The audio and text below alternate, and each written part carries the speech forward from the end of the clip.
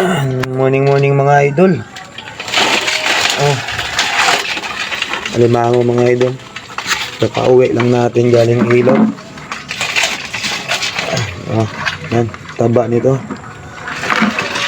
Maagang blessing mga idol to. Nakataba to, ang laki. Hindi tayo nakapag-video dun sa ilog kanina mga idol. Nakalimutan natin yung cellphone natin eh. Ito yung nauwi natin. Tama-tama eh. May trabaho kami ngayon dito sa bahay. Ito yung ipaulam natin. Pera na sana to sa ilidahan o kung ibenta to, pera na to. Tsaka meron dito mga talangka